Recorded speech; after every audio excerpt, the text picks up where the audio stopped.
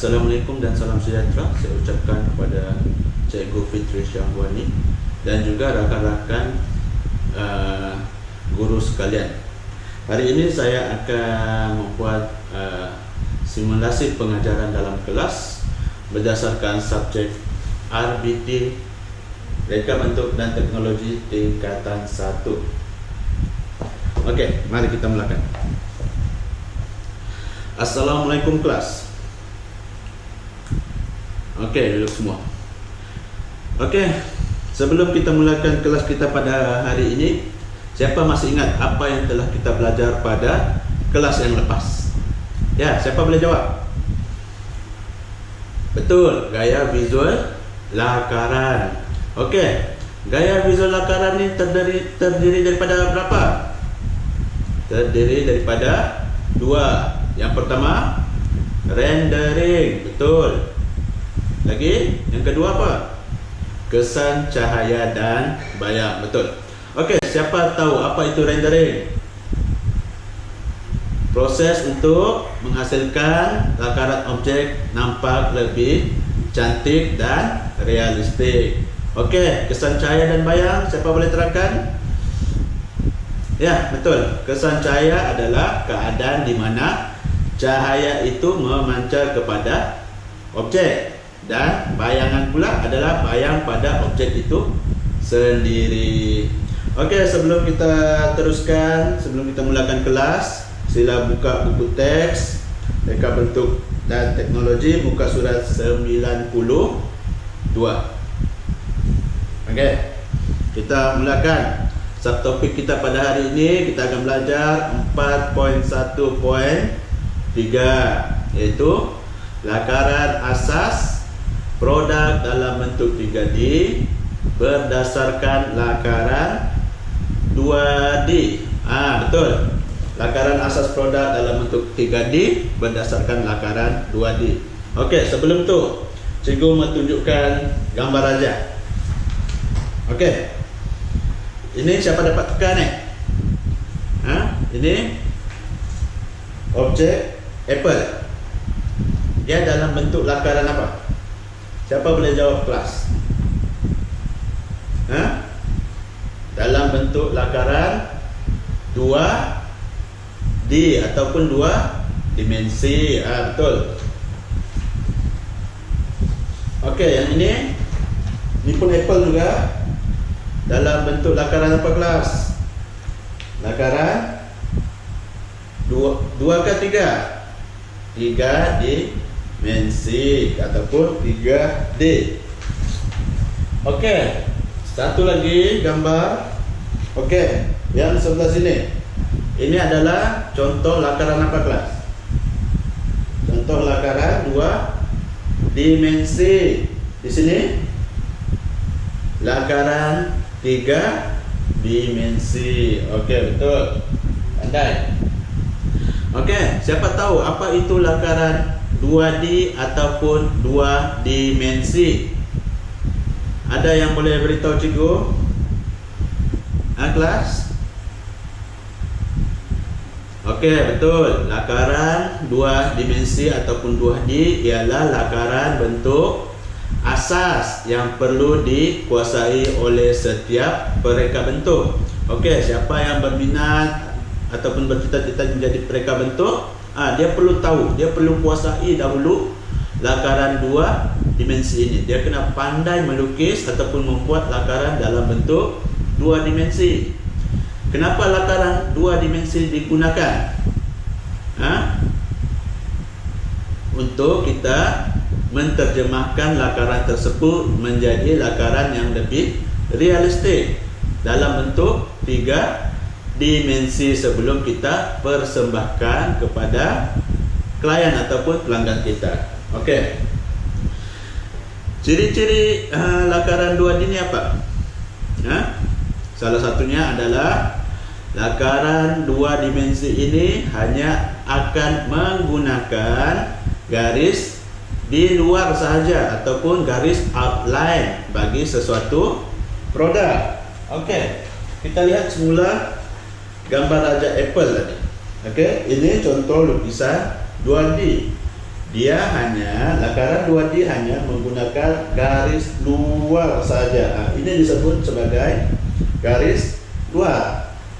Okey, dia cuma bentuk ataupun punya garisan luar sahaja untuk membentuk sebuah lukisan 2 dimensi. Okey. Apa lagi ciri-ciri lukisan 2 dimensi ni? Lukisan ataupun lakaran 2 dimensi ini terdiri daripada satu pandangan sahaja. Okey, kalau kamu lihat satu pandangan sahaja, iaitu daripada pandangan depan sahaja ataupun belah. Kan? Kita boleh pandang daripada depan je, boleh pandang daripada atas. Tidak boleh kan? Bawah dan tepi pun tidak boleh, cuma satu pandangan sahaja. Ya. Itu ciri-ciri lukisan, antara ciri-ciri lukisan ataupun lakaran 2 dimensi. Okey, lakaran 2 dimensi ini terdiri daripada satu pandangan sahaja, iaitu yang kita sebut tadi pandangan atas. Okey, pandangan atas. Kalau buat apple tu bulan, okey, ataupun pen marker pen ini kita cuma boleh pandang daripada atas saja, ataupun kita boleh pandang daripada hadapan saja. Daripada sini kita cuma tengok bahagian ni saja. Kalau daripada tepi kita cuma boleh tengok bahagian tepi sahaja. Ada 3 jenis pandangan sahaja, iaitu pandangan, sama ada pandangan daripada atas, ataupun pandangan atas ni kita sebut sebagai pandangan pelan. Okey. Kemudian pandangan hadapan, bahagian hadapan, dan juga pandangan tepi ataupun kita sebut sebagai pandangan sisi. Okey. Kita teruskan. Lakaran 2 dimensi ini hanya dapat dilihat daripada satu arah sahaja dan tidak berstruktur. Maksudnya kita boleh lihat satu saja. Okey, contoh dalam lukisan apple tadi, kita boleh lihat daripada sini saja. Okey. Kalau lakaran apple ni daripada atas, kita boleh tengok daripada atas saja, ataupun daripada tepi tetap beginilah lukisannya kalau daripada tepi ya. Itu lakaran 2 dimensi. Okey, ukuran yang terdapat dalam lakaran 2 dimensi ini bergantung pada sudut pandangan. Okey, pandangan apa dia? Pandangan panjang dan lebar. Sama ada dia panjang ataupun panjang dia berapa, lebar dia berapa, ataupun panjang dan tinggi. Yang kedua, sudut pandang panjang dan tinggi. Yang ketiga, sudut lebar dan tinggi. Okey. Itu adalah lakaran 2 dimensi. Okey, mari cuba tunjuk ya, macam mana kita mau melakar contoh lakaran 2 dimensi. Okey, contohnya apple tadi ya. Ini ada buah apple.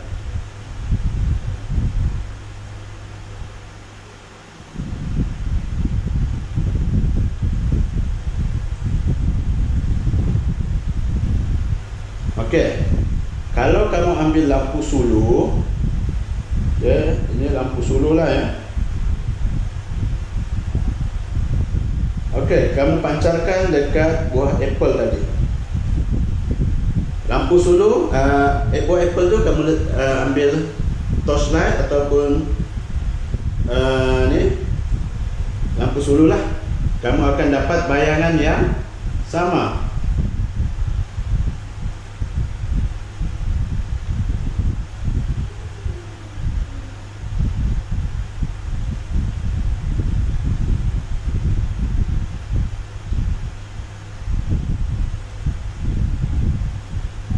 Sama saja. Okey. Kemudian daripada bayangan tadi, okey, ini langkah 1, ini langkah 2. Okey. Daripada bayangan tadi kamu cuba lukis. Lukis ikut apa tadi? garis luar ataupun outline. Okey. Kalau kamu ikut garisnya, tetap juga akan sama.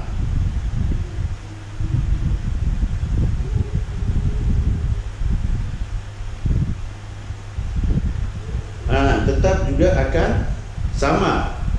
Jadi hasilnya ini nomor 3. Ini hasil daripada lakaran 2 dimensi. Okey, macam mana kita mau terjemahkan menjadi lakaran 3 dimensi? Itu nanti cikgu akan tunjukkan dalam step seterusnya ya. Okey. Kalau dia setelah kamu lukis lakaran 2 dimensi apple tadi, kemudian kamu akan terjemahkan kepada bentuk 3 dimensi. Dia akan jadi bentuk macam ni. Okay, dia ada lekuk, okay? Ada bayang-bayang dia, ada kesan cahaya dekat sini. Ini adalah contoh lakaran 3 dimensi tadi ya. Okey, kita teruskan kepada lakaran 3 dimensi. Sebelum kita teruskan, ada apa-apa soalan? Okey, kita teruskan ya. Okey, siapa tahu apa itu lakaran 3 dimensi? Lakaran 3 dimensi ialah lakaran yang lebih kompleks lah, ataupun lebih sempurna berbanding lakaran 2 dimensi tadi. Okey, kalau kamu lihat, ini lakaran 2 dimensi simple saja. Okey, manakala lakaran 3 dimensi dia kompleks. Dekat sini dia nampaklah dia punya kesempurnaan, macam nampak seperti buah apple yang sebenar. Okey, maksudnya lakaran 3 dimensi ini lebih kompleks berbanding dengan lakaran 2 dimensi. Okey, lakaran 3 dimensi ini juga terdapat lebih banyak maklumat tentang bentuk-bentuk permukaan pada lakaran 3 dimensi. Maksudnya ada banyak lagi maklumat. Kalau dekat sini dia nampak simple saja, dia bagi lukisan lekuk saja dekat sini, betul? Ya? Dalam lukisan 2 dimensi tadi dia cuma bagi lekuk saja. Okey, tapi dalam lukisan 3 dimensi nampak dia siap ada lekuk, nampak ton warna dia, maksudnya ada lubang dekat situ. Ya, menunjukkan ada lekukan dekat bawah sini lukisan tu. Jadi dia nampak lebih nampak macam gambar yang ataupun buah apple yang sebenar. Okey, lakaran 3 dimensi ini menampakkan 3 pandangan utama. Yang pertama, pandangan dari atas ataupun bawah. Okey, pandangan daripada atas. Okey, pandangan daripada atas mana? Daripada sini. Ini kita boleh lihatlah. Nampak lekuk dia kalau kita pandang daripada atas. Okey, pandangan hadapan. Ni pandangan hadapan. Kemudian pandangan daripada tepi macam mana? Daripada sini lah tepi ya, ataupun pandangan hadapan dekat sini. Sama saja. Jadi dia ada, kita boleh lihat dalam 3 pandangan serentak. Pandangan atas, pandangan tepi ataupun pandangan sisi, ataupun pandangan daripada hadapan. Berbeza dengan lakaran 2 dimensi tadi, kita cuma boleh pandang daripada satu arah sahaja ya. Okey, kita teruskan. Untuk melakar objek dalam bentuk 3 dimensi, mereka bentuk perlu tahu ataupun menguasai teknik lakaran yang betul. Macam yang cikgu cakap tadi. Dalam lakaran untuk menjadi seorang mereka bentuk, bukan sahaja lakaran 2 dimensi yang perlu kita kuasai, kita juga perlu mahir dalam lakaran 3 dimensi. Okey, aspek orientasi kedudukan objek dan kedudukan panjang sesuatu objek hendaklah dipatuhi semasa melakar. Okey, maksudnya dekat sini. Okey, kalau panjang objek itu kita kena tahu. Nanti juga akan terangkan dalam subtopik yang seterusnya. Okey. Kita teruskan kepada orientasi. Apa itu orientasi? Orientasi kedudukan objek ialah objek yang dilakar perlu ikut orientasi yang betul. Okey. Orientasi pula bermaksud ialah kedudukan pandangan objek pada kedudukan yang paling baik semasa melakar. Ada 3 faktor ya yang mempengaruhi orientasi. Yang pertama, kedudukan panjang objek. Yang kedua, kedudukan bahagian bulat ataupun lekuk. Dan yang ketiga, permukaan sesuatu pandangan.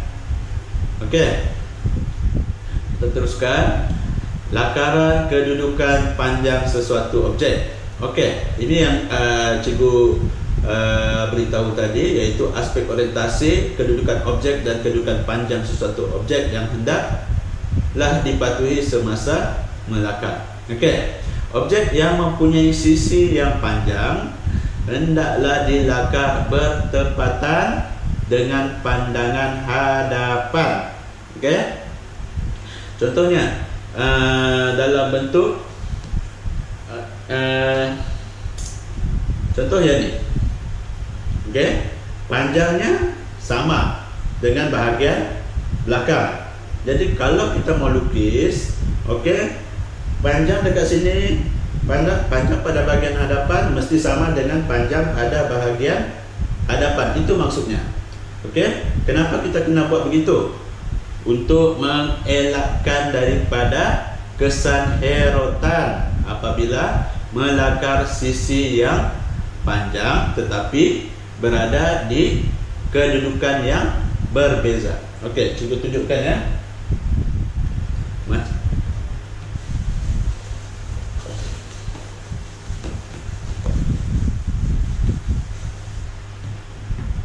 Okey, contohnya kita hendak melukis segi 4.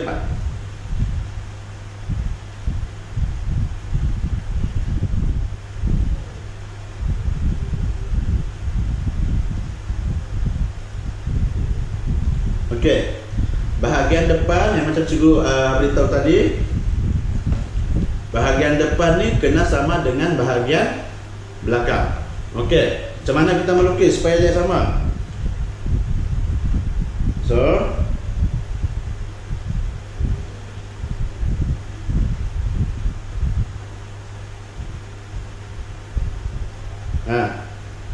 dia kena sama. Yang ini panjang daripada sini ke sini. Kalau di sini 10 cm, panjang ini pun mesti 10 cm. Itu maksudnya lakaran kedudukan panjang sesuatu objek mestilah maksudnya objek yang mempunyai sisi panjang yang sama hendaklah dilakar bertepatan dengan pandangan hadapan. Itu maksud yang dijelaskan tadilah ya.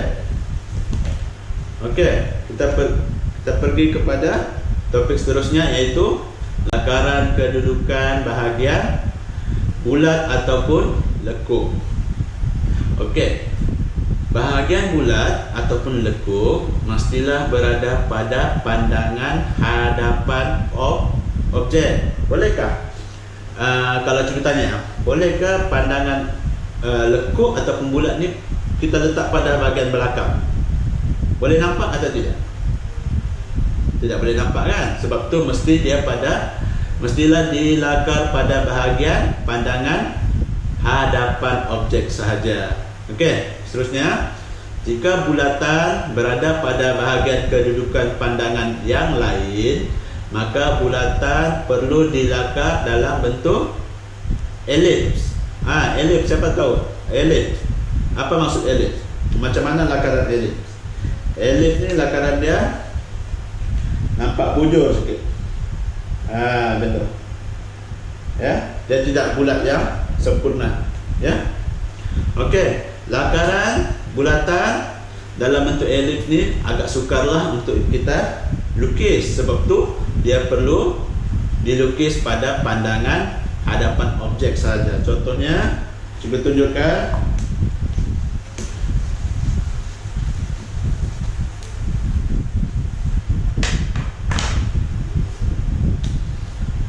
Okey. Macam mana pandangan hadapan bulatan? Kena lukis bulat dulu, ya. Contohnya pipe getah, ya.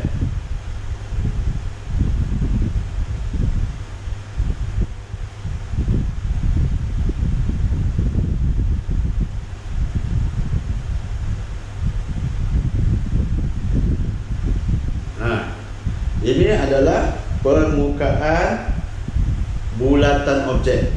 Jadi pandangan hadapan kena daripada sini lah. Pandangan depan. Kalau pandangan belakang boleh nampak? Boleh kita lukis? Boleh, tapi dalam bentuk elips. Maksudnya dalam bentuk elips macam mana? Dia tidak sempurna.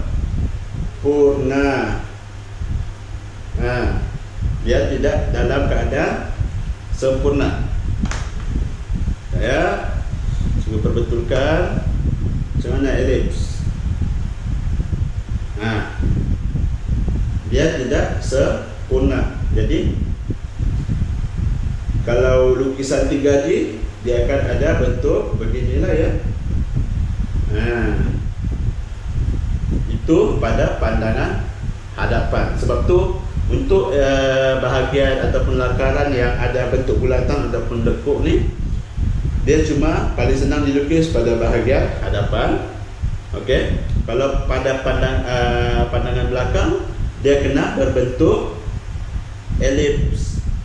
Dan sudut pandangan belakang untuk elips ni sangat susahlah untuk kita lukis.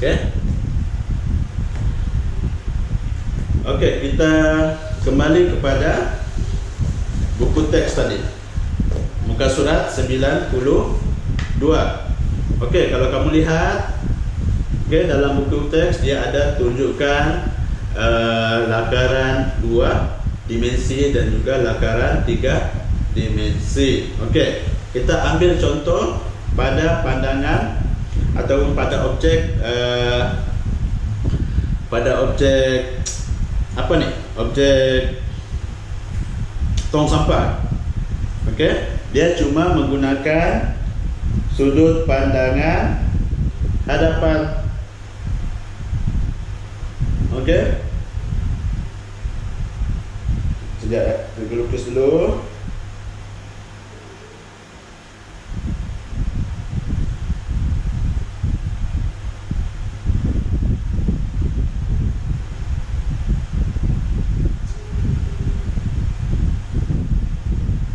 Okey, dia cuma guna sudut pandang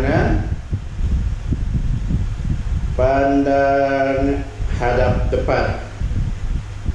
Okey, macam mana kita mau jadikan dia dalam bentuk lakaran 3 dimensi? Okey, untuk kita tukar pada daripada lakaran 2 dimensi kepada 3 dimensi, kita kena melakar dengan perlu ada 3 pandangan ataupun perlu ada penampakan 3 pandangan utama. Yang pertama, pandangan daripada atas ataupun bawah, pandangan hadapan ataupun pandangan tepi atau sisi. Okey, macam mana kita mau buat? Okey, cuba lukis.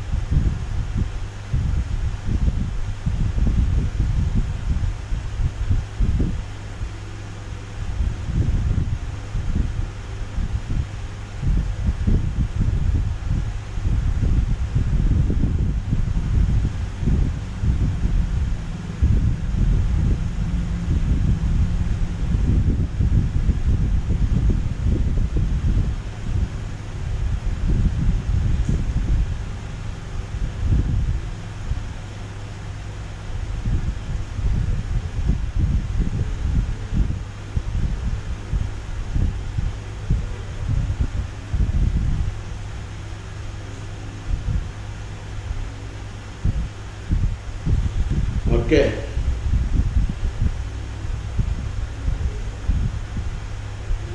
Kita kena lukis dalam bentuk bahagian dalaman lah ya. Okey, kalau kita lihat dekat sini, pandangan hadapan kita boleh lihat dengan jelas. Pandangan tepi ataupun sisi pun boleh kita lihat, dan juga pandangan atas. Jadi ada 3 pandangan utama yang boleh kita lihat pada lakaran 3 dimensi tadi ya. Okey, sekarang cikgu akan cikgu minta kamu bahagi kepada kumpulan. Setiap kumpulan perlu 2 orang, bagikan kepada 2 orang satu kumpulan. Kemudian berdasarkan dekat ruang yang ada di sekeliling kamu, cikgu minta kamu ambil objek yang ada di sekeliling kamu, kemudian lakarkan dalam bentuk 2 dimensi, kemudian lakarkan juga dalam bentuk 3 dimensi. Boleh kelas ya? Okey. Jadi cikgu minta kalau sudah bagi kepada kumpulan, bolehlah terus bincang, kemudian pilih objek yang ada di sekeliling kamu, kemudian lakarkan dalam 2 lakaran, 2 dimensi. Lakarkan pada 2 dimensi dahulu, kemudian barulah lakar kepada 3 dimensi. Maksudnya ada 2 lakaran ya. Boleh? Okey kelas, itu saja sesi pembelajaran kita pada hari ini. Cikgu tunda kepada minggu hadapan. Jadi mana-mana murid yang ataupun pelajar yang ada soalan ataupun ada yang mau ditanya kepada cikgu, boleh jumpa cikgu di guru lah, okey? Ataupun boleh hubungi cikgu saja untuk beritahu mana yang kamu tidak faham. Okey, jadi jumpa pada kelas seterusnya. Sekian, terima kasih. Okey, sampai sini saja kelas simulasi saya. Saya ucapkan terima kasih kepada Cikgu Fitri atas tunjuk ajar yang telah diberikan. Terima kasih Cikgu. Sekian, terima kasih.